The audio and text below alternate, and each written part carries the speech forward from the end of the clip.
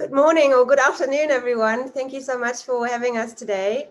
My name is Anna Collard, and I'm very happy to be here today with my friend and colleague and, well, just a wonderful person called Aprielle. And Aprielle and I are, we are going to talk about the importance of, attracting young girls to the cybersecurity industry, especially on the African continent. And the two of us have done some research that we'd like to share with you. But before we do that, we thought of actually painting the picture about Africa's cybersecurity culture in general. And then that will sort of lead into the work that we've done as part of the Cyber Heroines group. So yeah, so I'm going to start off with a few slides on the state of cybersecurity culture.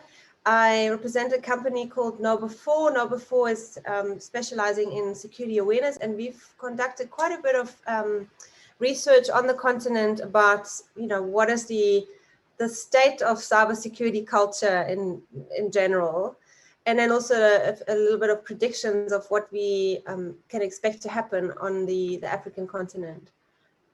My name is Anna Collard. As I said, I'm the founder of a South African company called Popcorn Training. We specialized in cybersecurity awareness and were acquired 3 years ago by Know4. So we're now part of the Know4 group, or we make up Know4 Africa.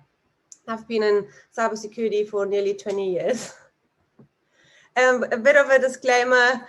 There'll be lots of graphs. So whenever you present research, there'll be a lot of graphs, but they're actually quite good to tell a story, so bear with us. Before I start off, I just wanted to say, like in Africa, we are all on WhatsApp. Like a lot of us use WhatsApp, both for work and obviously in our personal capacity. And obviously earlier in the year when the announcement came out that WhatsApp is going to sort of enforce their new privacy policy down to the people, it caused quite a bit of a stir in the media. And I just want to say that, thank you, Mark Zuckerberg, because it helps us as security and privacy professionals to really bring the debates into the public domain. And what we thought of doing is, because a lot of people were commenting about it on social media and the mass media, we did a survey across 8 African countries to sort of find out, okay, well, I know that you guys are talking about this on social media, and obviously people are, they're sort of waking up to the fact that our personal information has become commodity and that there's risks attached to that. But we just wanted to find out, okay, what do the people really think? What's the status on the ground? So we asked consumers that have smartphones. So that obviously does not represent the majority of the African people, but the people who do own smartphones were part of this poll. And the good news is that the majority of the respondents said that they were concerned about their privacy rights. So there is a level of awareness that is happening in terms of personal information and privacy in general. Then we also asked, okay, well, taking into account what is happening and what you've heard about WhatsApp's new privacy policy, would you move away from WhatsApp? And they, unfortunately, the majority said no, they won't do anything. They'll continue using WhatsApp. only just over 10% said that they would consider moving. By the way, interestingly enough, 15% in South Africa said that they are either seriously considering moving or have already moved to alternative chatting applications.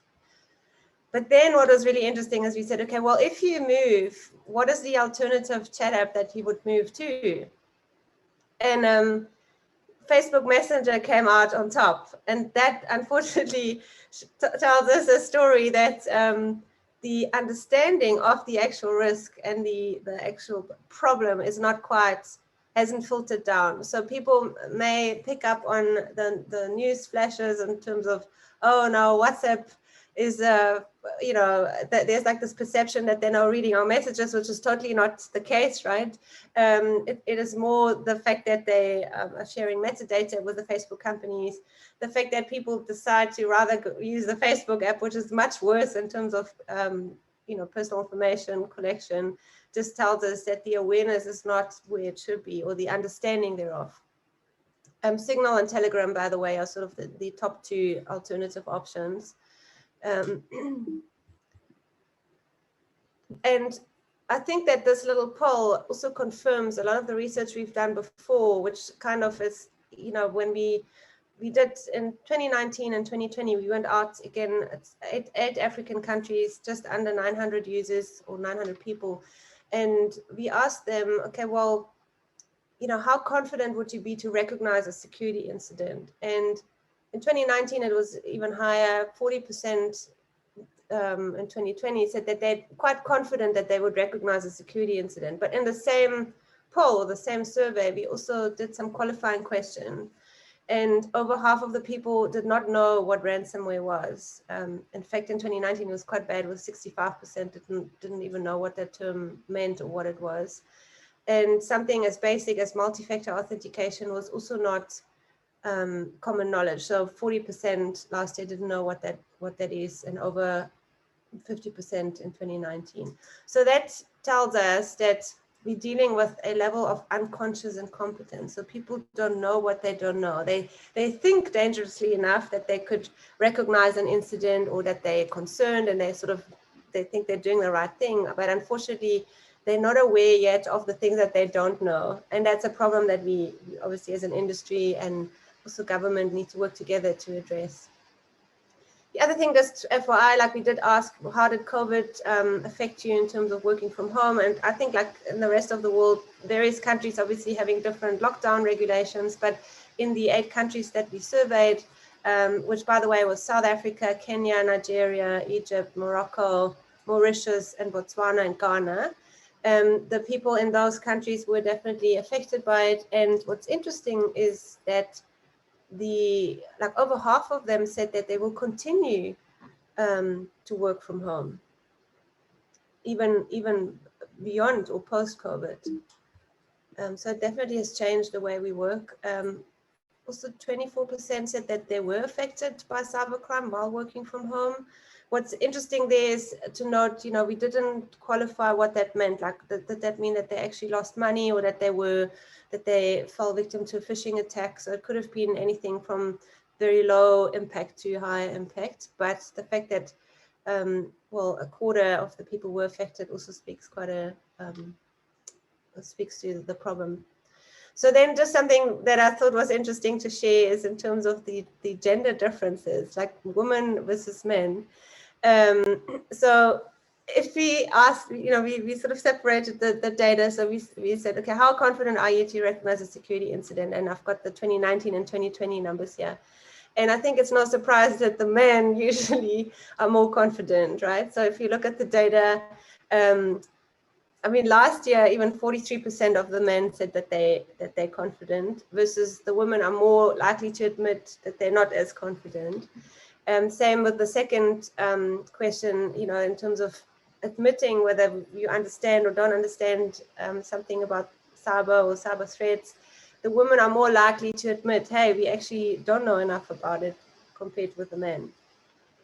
But then if we look at the actual behavior, like how likely are people to part with their personal information, you can see that the men are much riskier compared to the women. I think that this is not just the case in the cyberspace. Like you have similar statistics on road behavior and just general in life. I think that the guys are more confident, but at the same time, they actually display more risky behavior. And that also displayed in terms of falling for phishing attacks in 2019. 2020 was sort of the same.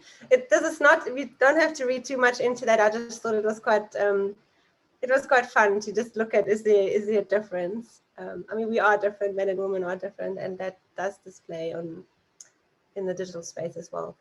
The other thing that's interesting to note, just from not so much on the end user side, but now from an organizational point of view, we interviewed just over 400 organizations. So the actual chief security officers or people that are responsible in their companies across a majority of African countries, and to find out what are they concerned with, like what keeps them up at night. And you can see here that ransomware, malware, social engineering, those are sort of the threats that people in Africa are concerned about. In terms of what are they busy with, like what are the initiatives that CISOs are spending their time on. Luckily, for us, I'm happy to see that security awareness and education is right on top.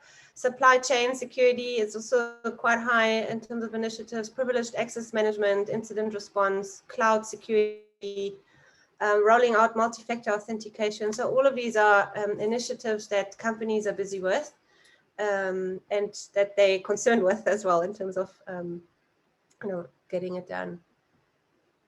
The other thing I thought I'd just bring up here, because with all of us sort of working from home and the more forced way into digitization and making use of cloud technology, and obviously also with what happened with SolarWinds and now with Exchange just the other day, there is that sort of forced shift into the cloud, and obviously people are concerned about that. But if we look at, and this is, I know it's a very busy slide, but it's interesting, and what this slide displays is the concerns that companies have about moving into the cloud versus what actually materialized. So the red bars are the concerns and the green bars are what actually materialized in terms of threats or concerns. So if we look at the number one concerns that companies have about moving into the cloud, it's unauthorized access, followed by inability to respond to incidents, and again, unauthorized access from other tenants, like if you're in a multi-tenanted environment. So this is sort of, I think it makes sense that people are concerned about that. What actually materialized is the number one issue that we have is the lack of skills, like people misconfiguring, like not misconfiguring or not enabling security controls within the cloud, poor configuration of APIs. So that in itself is really interesting, because it means that rather than focusing our concerns towards the cloud provider and how good their security is, it really should be, well, we must make sure that the people administering the cloud on our side have the right skills and the sort of understanding of what is required. In terms of what we're seeing for, like for this year or the near future in Africa, phishing isn't going away, social engineering, I mean, it doesn't just happen obviously over email, it also uses all the various chat apps as well as the phone, cloud jacking attacks on privileged users. In fact, what's interesting is if you look at the Verizon data breach report from last year, password or credential theft, malware, and related attacks overtook ransomware attacks. So it's really, the bad guys are no longer, ransomware was sort of the theme of the day in 2019, but 2020, it was all about stealing our credentials, especially privileged users' credentials. Ransomware is obviously still quite a big issue, and as you could see from the previous slides, what African organizations are concerned about, and supply chain risks. In terms of mobility, I think what I always find fascinating when we talk about sub-Saharan Africa in particular is that this is the region with the most financial transactions happening on mobile devices worldwide. Like even compared with Asia, we have in actual numbers, not just percentage-wise, we have the most transactions happening on mobile devices, and growing. So that's an amazing opportunity for all sorts of different startups and sort of online banking applications, etc. But there's also a real risk associated with the fact that the people who use these apps may not necessarily understand the risks around it and what social engineering is and how that impacts them.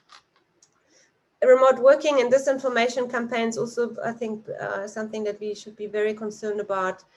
And then obviously the security skills base, an issue on the continent as it is in the rest of the world, but it's particularly dire in Africa, where we don't have enough security professionals.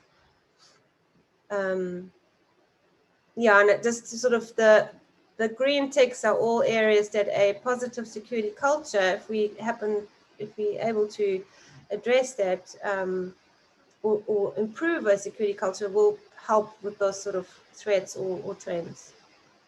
I spoke about the Verizon data breach report. What is also interesting in terms of data is an analysis that colleagues of ours from Norway did. They're called Culture. What they do is they actually go in and measure security cultures across different organizations. What they have done is they looked at organizations with a poor security culture versus a mature or sort of a good security culture. And then they did an assessment in terms of how likely are the people, the users in those various organizations, to fall for credential phishing attacks. And what you can see here is that in a poor security culture organization, the people are 50 times more likely to hand over their credentials than in an organization that has a more mature security culture or awareness level. So that also speaks volumes. You know, it really means that taking into account that credentials is like sort of the new gold and what the bad guys are out to, and the fact that we can definitely make a difference by improving security awareness and improving the security culture, we can decrease that risk by 50 times, you know, in terms of getting people to hand over their credentials. That's quite a powerful story. So that was really it in terms of a bit of an overview of where we are at in Africa in terms of security culture in general. In terms of sort of a summary, like I mentioned, a positive security culture will lower risks significantly, but we have to do more on all levels in terms of education and awareness. We need to make the public aware of the fact that cybercrime is focusing their attention on emerging economies, and Africa is no exception there. However, if we can, and it's something that we can't do by ourselves, it's really important to work or collaborate between industry and government and educational institutions. If we can work together and do more for public awareness, then I think, you know, applying those levers will bring results. And that really leads me into the work that Aprielle and I did on the importance of also attracting particularly women and girls into the industry, and the findings that we found from that piece of research. So I'm going to hand over to Aprielle. Let me just unshare my slides. There we go. So Aprielle, how are you this morning?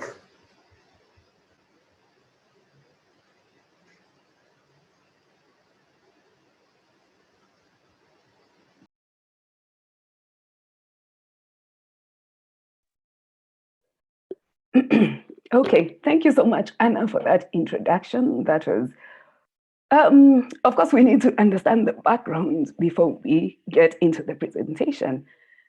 Let me just give a disclaimer. I slept very late last night, so I hope you can hear me.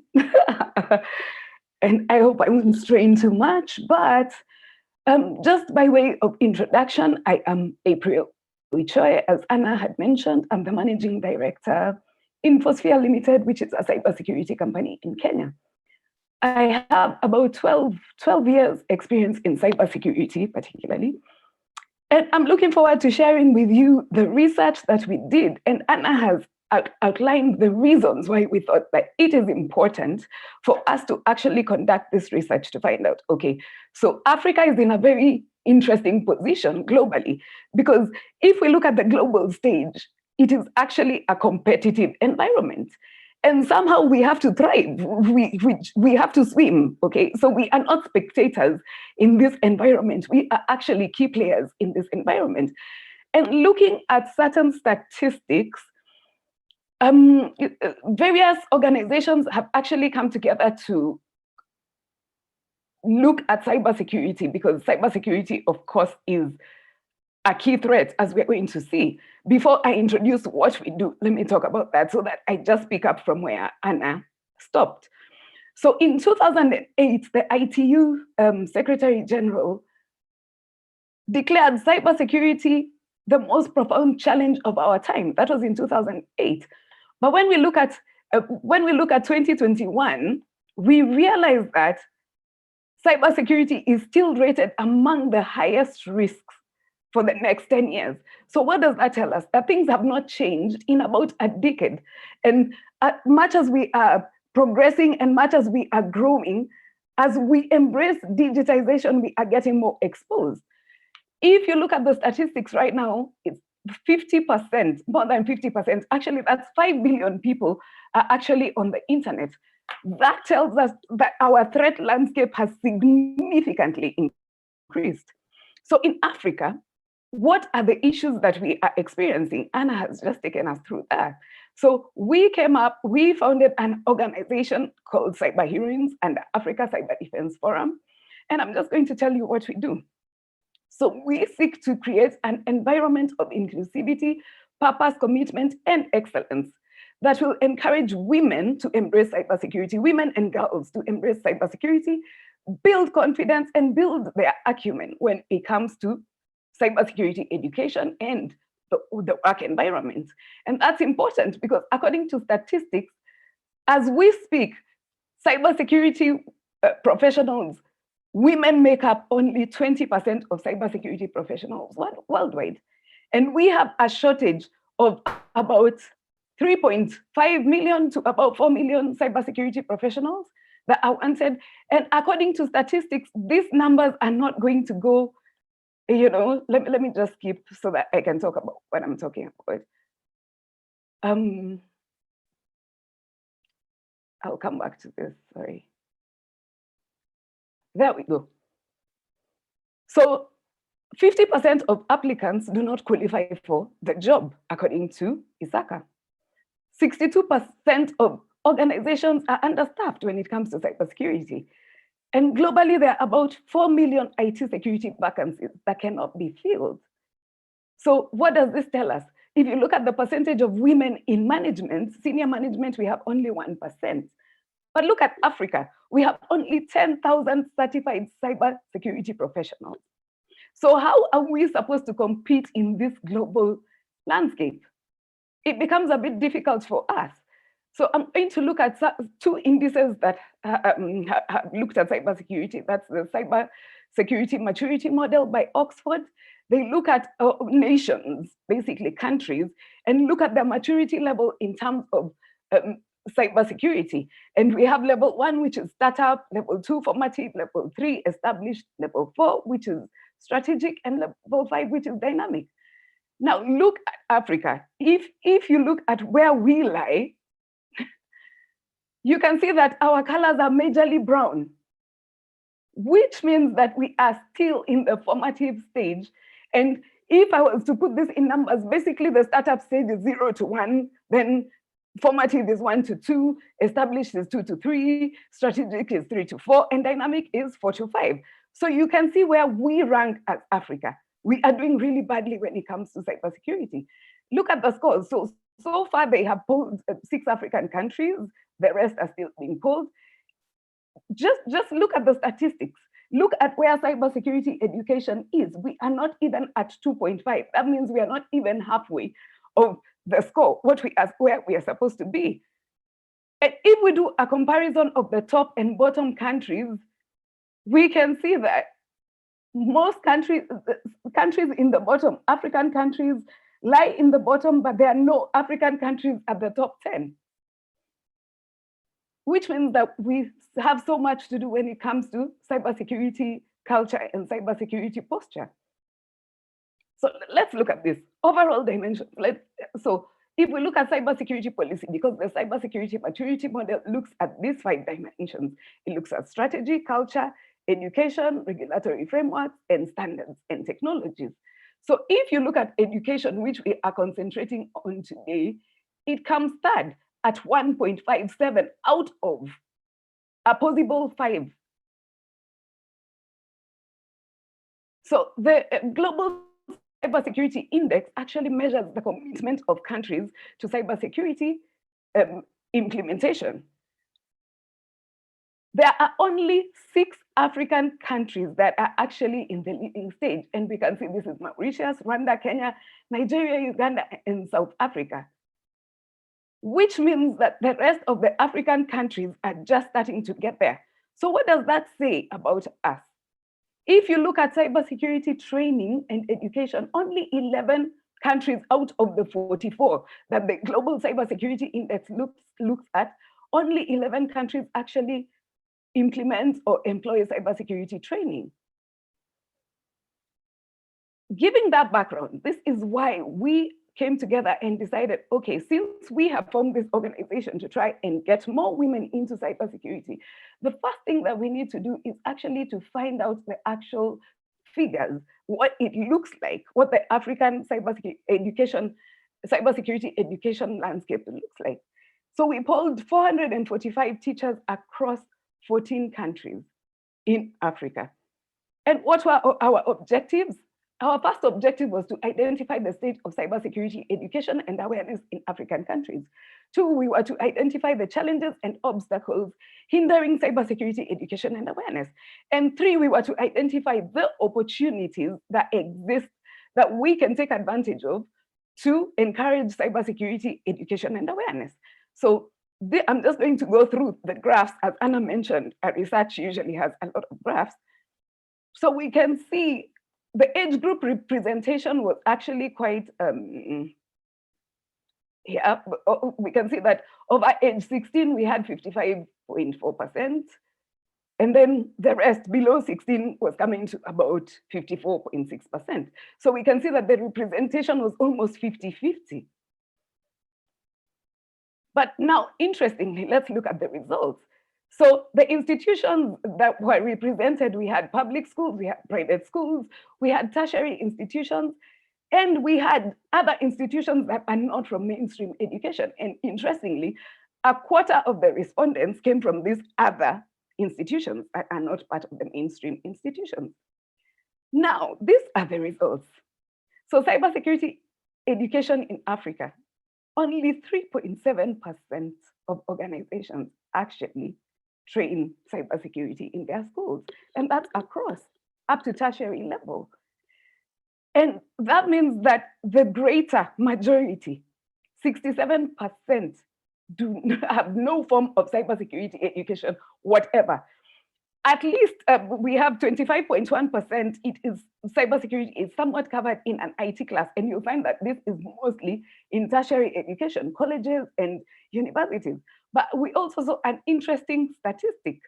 So cybersecurity teaching across age groups, of course, when we look at the ages of primary school, we see that basically there's no cybersecurity education. When we look at age 10 to 16, we see that there's minimal, and when we look at over 16, where we expect at least to have some cybersecurity education happening, which means that we are including high schools, colleges, and universities, we can see that there's very little cybersecurity teaching actually happening in our institutions. So, as I've mentioned, it's mainly taught in tertiary institutions and institutions that are not mainstream educational institutions. So let's look at this. If we look at this orange, the orange bar, we can see that after the purple bar, cybersecurity education is taught outside of the regular mainstream educational institutions. We can see here that it's somewhat covered in an IT class in tertiary institutions and in public schools and in private schools. But majorly, cybersecurity is actually not taught, as we have seen.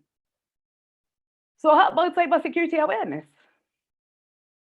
So cybersecurity awareness is an issue. 55.6% of institutions do not conduct cybersecurity awareness of any form at all. So what were the challenges and obstacles faced?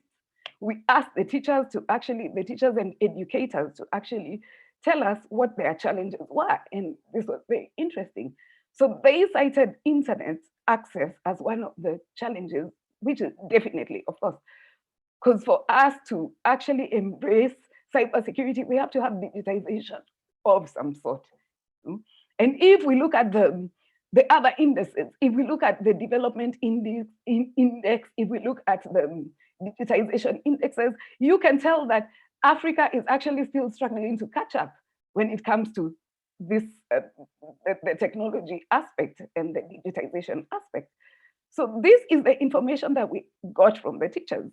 They cited insufficient awareness, no career guidance, conscious and unconscious bias, of course, because the tech fields and the STEM fields have always been considered to be a man's world. So we have very few women actually venturing into this field and getting encouraged to stay. And this brings us to the culture aspect. So there's an unfavorable culture for females, both in society and when it comes to the educational aspect of it. So there's a lack of zeal due to unfair treatment. We see this even in the workspace. We see that women are actually treated unfairly when it comes to the STEM fields, probably because we are few. The next thing is where the students lack motivation because they have not been exposed to cybersecurity and all the aspects and avenues of cybersecurity. So a lot of people think that to get into cybersecurity, you must have a core technical degree, but we see that cybersecurity has very many faces to it. And then we also look at the national policy. When we look at education frameworks, cybersecurity has not been integrated into our education frameworks. And that's something that we need to do going forward as a continent if we are to compete on the global scale. And then we have lack of resources. We have just seen a lack of internet as one of the major things that is a challenge. We also lack computers. Can you imagine if you tell a student that, okay, there's this cybersecurity course you need to practice and everything, and all they have is their mobile phone, as Anna has spoken. Yes, mobile penetration in Africa is quite high. But for us to progress when it comes to cybersecurity and education, we need the technical tools and we need the resources. And we also do not have the required materials. So these are some of the challenges that we saw, that we got when we did this research. So what are the opportunities and suggested initiatives? So we threw this back to the teachers and asked them, so what would you like to see? Give us ideas so that we know that we are actually speaking to an audience needs. So they said that one of the key things that came out was we need women role models. These young people need to see that there are actually women who have walked this path and who are excelling in this path. Another thing they cited is that we need to give them career talks. Yes, because they do not understand about cybersecurity as a career. We need to give them stories. We need to create opportunities. We need to create networking opportunities. We have to create sensitization. We have to bring experts to talk to the industry experts to talk to them so that they can be guided. We have to provide opportunities. We have to provide scholarships. So that one of the issues, one of the challenges is that they do not have resources, both in terms of financial and in terms of the tools that are required. And so Africa is facing a very serious challenge when it comes to creating cybersecurity awareness and education if we are to compete on the global scale. And these are things that we actually need to take seriously. So so what did we take away from this and what did we decide to do? And why is this important? So we are looking at, I've just spoken about the competition aspect. We are part of this global scale. We can't run away from it. And we have to develop one way or another. But it has been stated that education is the golden thread that runs through all the 17 Sustainable Development Goals. That is by UNESCO. And this is true because people who are informed and educated can make informed choices. And if we do not actually work on this aspect of education and awareness in Africa, then Africa will continue to lag behind. And when we educate our workforce for the future, basically we are shaping perception, we are shaping culture, as Anna has just presented. We will shape culture, we will shape behavior, we will shape ethics, and basically we will influence Africans' quality of life for the future. And so this is very important. So what are we doing as cyber heroines to make our objectives or to achieve our objectives? The first thing is we are going to carry out cybersecurity awareness training to the teachers, because we noted that teachers are also missing. They are not getting cybersecurity awareness training.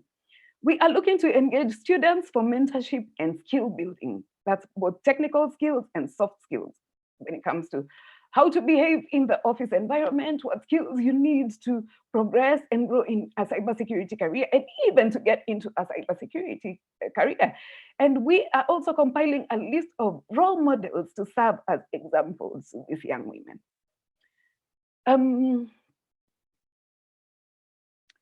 So this research, sorry, I kept this slide for the end, but this research was done by Anna and myself, as she had mentioned at the beginning, and we are looking forward to continue from where we left off, because we realize that there's so much information that we can actually get out, and there's so much information that's needed and so much research that is needed if we are to move Africa from where we are to a position that where we would like to be. So more details, where can you find our report? You can find our report on the Cyber Heroines website, and it's called Tomorrow's Cyber Heroines. It has all the information that we have just discussed and more. You actually find out more about what specific teachers said, what their specific views were, and our thoughts, basically, Anna's and myself, and industry research. Of course, we couldn't share all that during this presentation. And that comes to the end of my presentation. Thank you for listening. It has been nice talking to you. And I hope that we can join hands together and push Africa from where we are so that we can be at a better position to compete globally. Thank you.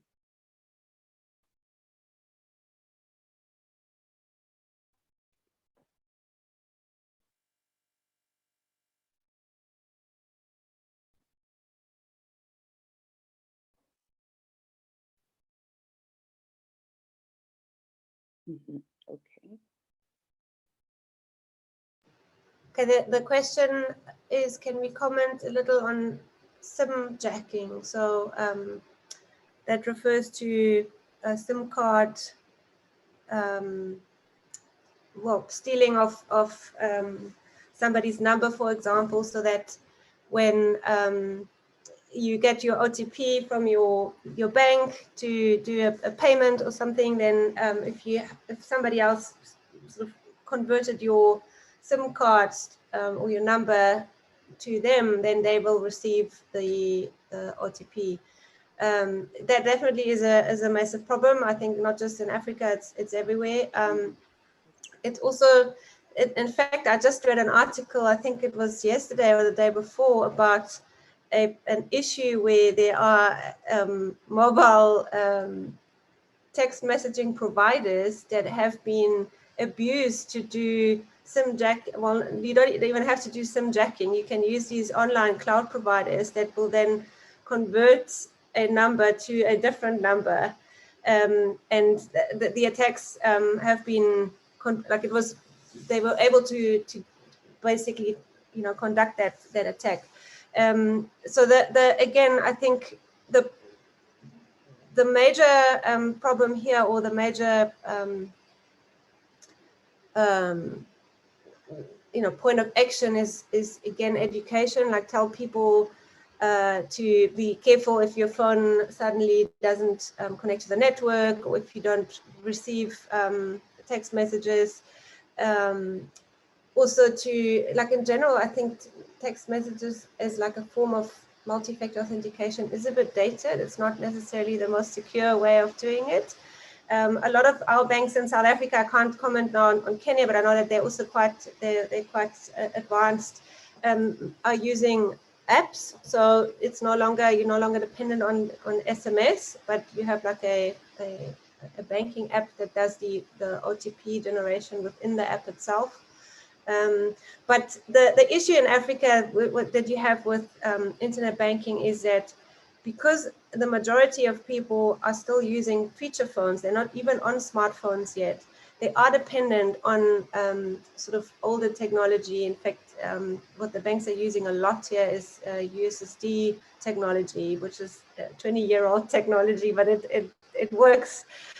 And yeah, I guess so. In short, it is an issue, definitely. And again, how do we solve it? Well, obviously the banks and the telcos need to cooperate with each other to find better detection solutions and sort of curb it as it happens, but also help with educating the consumers about how to behave, how not to, you know, like how to identify if somebody were to contact you over the phone, which they are doing a lot, so sort of phishing, social engineering over the phone, and how to detect if somebody were to hijack or you know, to, like, sort of convert your number. So again, education and awareness is very important here. There is another question. Do you run any programs dedicated to training young women at high school in cybersecurity? So April, I'm going to let you answer that as well. From my point of view, it's we'd love to.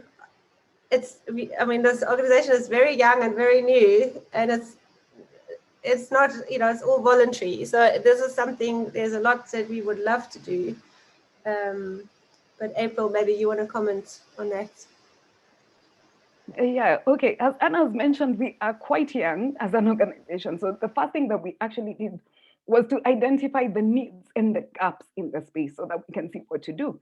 So the first thing that we realized is that the teachers themselves are not, you know, there's no cybersecurity awareness for the teachers. So we decided to actually start from the teacher perspective. It's more like the trainer, you know, thing. So once we reach the teachers, it's easier to reach a wider scale of students. Yeah. So definitely in the future, we are looking to get into this program for all ages of pupils and students. But to get us the impact that we are actually looking for, we are seeking to empower the teachers as well, so that they can be in a position, so that there can also be continuity, such that when we are not there, the teachers are well equipped to actually continue with the cybersecurity education and cybersecurity awareness. I've also seen a question on soft skills development. Yes, so this will definitely be part of that, because we realize that it's not just about the technical skills that get you through life, you know, particularly in cybersecurity. Some people tend to think that it's the technical skills, but actually it's more than that, because a lot of people don't understand cybersecurity. So how do we communicate cybersecurity to them? How do we make them understand cybersecurity? We have to have the soft skills aspect. So this is definitely something that we are also looking at, and we are looking at a program that will help these young people also acquire those type of skills. Over to you, Anna. Next question. There's a question. How do you help students who are often sharing devices or using library computers with staying secure? I guess, you know, that's what Aprielle shared. You know, we have a real infrastructure problem. I mean, there's 40% of the students don't have access to the internet at home, and even very limited in school or at school. In fact, I think that there's another stat that that also correlates with the 40% of people just don't have access to electricity. You know, so there are these realities that, or disparities in Africa, that we do have city centers and countries and areas that are very much advanced and you know, mature, and then you have like the really more sort of poorer areas where just basic infrastructure like running water, electricity is an issue.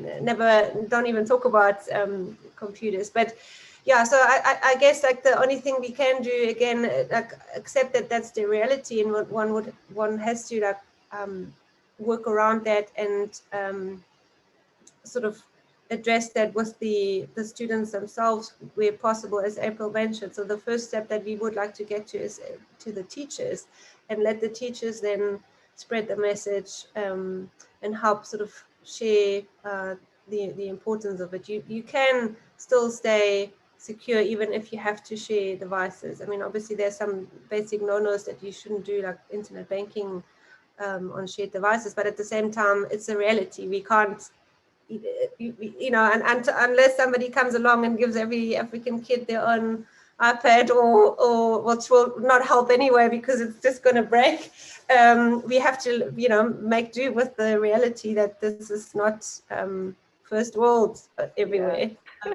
Plus, there's no electricity in most places. I mean, Yes. But with that, I find there's also a real opportunity for African entrepreneurs to come up with solutions that exactly take that into account. You know, it's amazing when you know, I went to Malawi about a year and a half ago, and you know, like little things that we take for granted, like charging your devices. There are entrepreneurs that have some solar systems, and then they rent out their charging area in the villages. So there is also opportunity for very innovative and different approaches. And in fact, like I wrote an article a while ago about why cybersecurity is such a gold mine. Actually, if we sort of get people in Africa skilled to that level, and then possibly, you know, create like a skilled workforce that can be outsourced to the rest of the world. You know, we should really do more about sort of making that a career choice and making it attractive. Yeah, I think that also goes into, there's another question, is how do we help the more indigenous African communities in getting engaged in cybersecurity?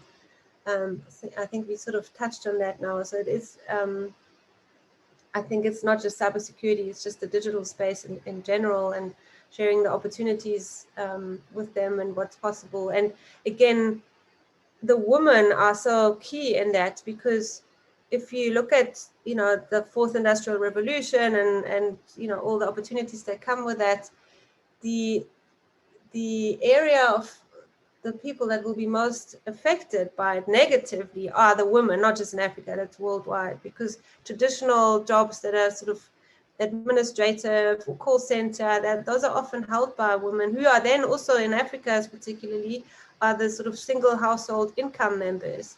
So we cannot afford to leave them behind. We can't afford to have women not being online and taking full advantage of what the internet has to offer. And yes, how can you do that? Only if you also understand the threat. So it's sort of, in my view, cybersecurity is no longer something that is separate. It's sort of, it's a life skill, right? Like it's, if you want to compete and be successful in the future, you have to be able to operate in the digital realm. And in order to do that, you need to also understand how to protect yourself. So it's all like in one thing. It's a life skill. It's no longer a tech skill or a very sort of specialized skill, in my view. It's sort of, it's something we should all be taught. There's another question about, do we provide training and awareness programs in different languages? One day, yes. Yeah, April, I'll let you answer that. oh no, I was just responding to your one day. Hopefully we'll get there at some point. But yeah, at the moment.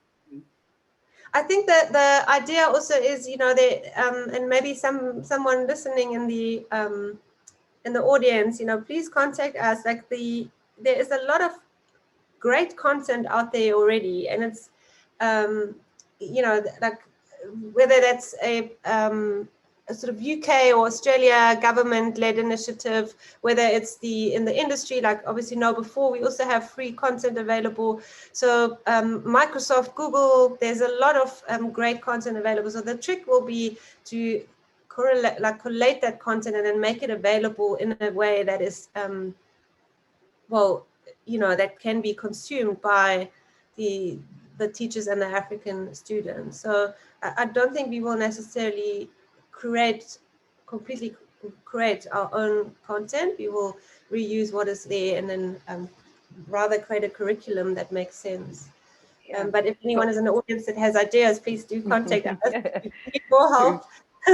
Yeah, so actually, if you go to our website, we have a section on resources, and it gives links to all different types of websites that have different types of cybersecurity training content. So we decided to start there first as we get the ideas and think about the other things that we can do. And as you share your ideas with us, yes, please do. We will appreciate that so that we can see, the different techniques. Yeah. Okay, I think that was all of the questions. Yeah, thank you so much. Yeah.